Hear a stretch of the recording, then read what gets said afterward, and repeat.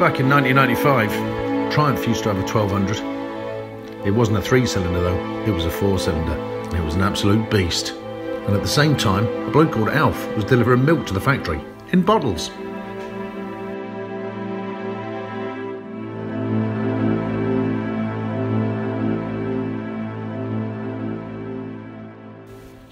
It was 1995, the showroom beckoned. Some lowlife had just stolen my Harley, a lowrider convertible, a big twin. Well, they called it a big twin at the time, not so big these days of course. Anyway, off I went down to Bridgewater in Somerset. Let's see what the new Harleys had to offer. And I walked in, and this Triumph here was on a pedestal right in the front door. You couldn't miss it. The salesman knew exactly what he was doing, positioning this higher than any other bike in the showroom, higher than any other Triumph, higher than any other Harley. There endeth my Harley days. I looked at the bike. It took me about 10 seconds to decide I was buying it.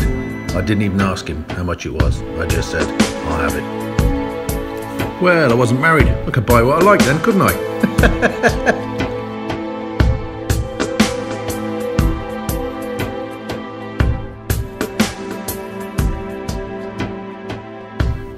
The current craze for black editions started a long time ago. This was Triumph's original black edition. It came in as a 1200 or a 900. None of your fancy matte black either. Everything shiny gloss. Big black gloss.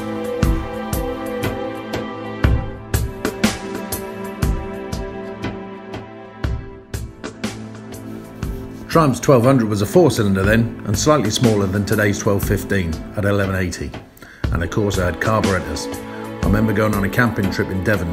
My airbox was melting with the heat from the engine, and it was a really hot summer's day. Power up a little bit more then, torque down a little bit more, but then it was supposed to be a sports bike. It was nothing of the sort, of course. It was just a brute of a bike.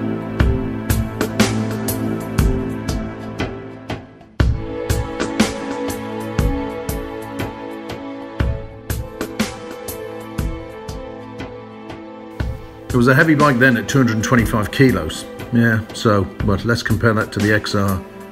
17 kilos lighter. Not too much really. Not bad for 23 years of putting on a bit of weight. The great thing was though, the seat height was really low. Anybody could ride this bike.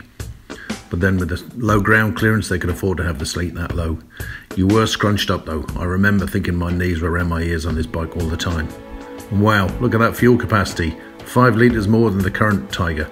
What everyone wanted in the first place. Shocks, in this case, fully adjustable for preload. No preload adjustment on today's Tiger. Rear shock, preload and rebound damping.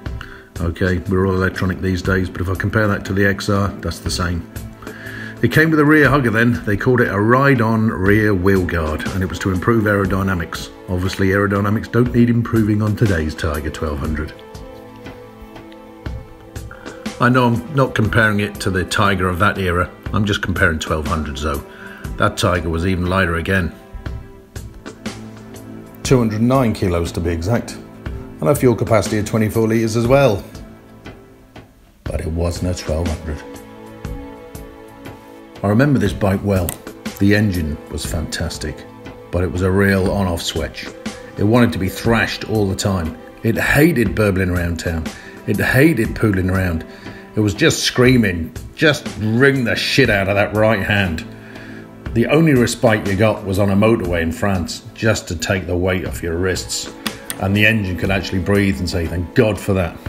When you got to corners though, oh my God, it was just a big mad lump of inertia. I don't know why though. I mean, today's Tiger is a little bit heavier, and it just goes round the corners fantastically. This one struggled to get round corners, I thought anyway. It didn't like to change direction very well. Tyres, I don't know. Where it carried the weight, I don't know. It must have been lower than today's Tiger. But it wasn't the best. You really had to think about going around a corner on this bike. And the rear tyre, oh my God, that was just a money pit. It still looked $1 million though.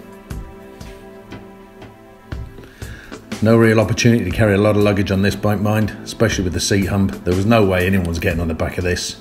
A couple of panniers on the back, yeah, Yeah, you get to the campsite and you go, all right, I brought a tin of baked beans, a roll mat, and yeah, there's a tent somewhere lashed to the bike. You bought your food. You didn't bring all the camping gear and all the crap you bring today.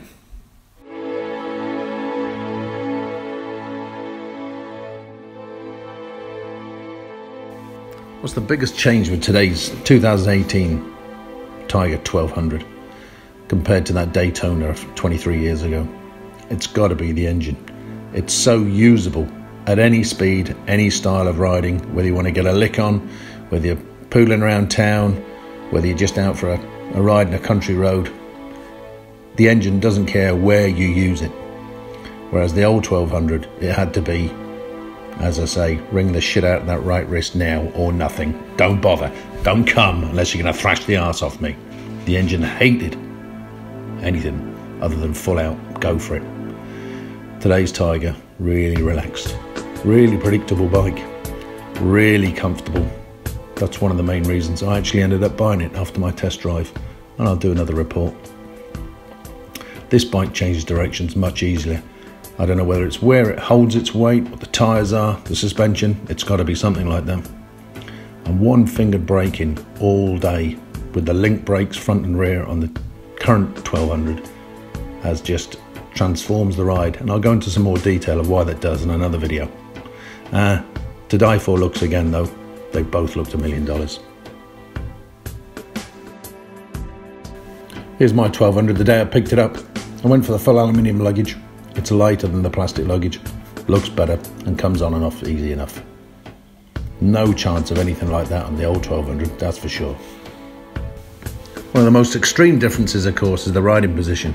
The sit-up and beg of today's adventure bike riders make it a lot easier on people of my age, let's say.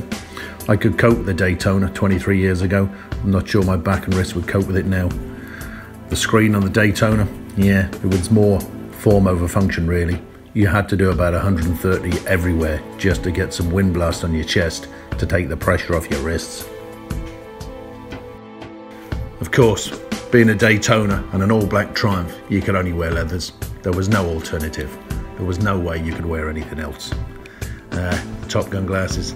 They looked cool at the time, I'm telling you. No, my missus said no, they were never cool. Oh, okay.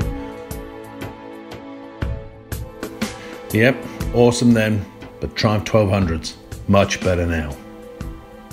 Geez, I really must get rid of those stickers on the tank.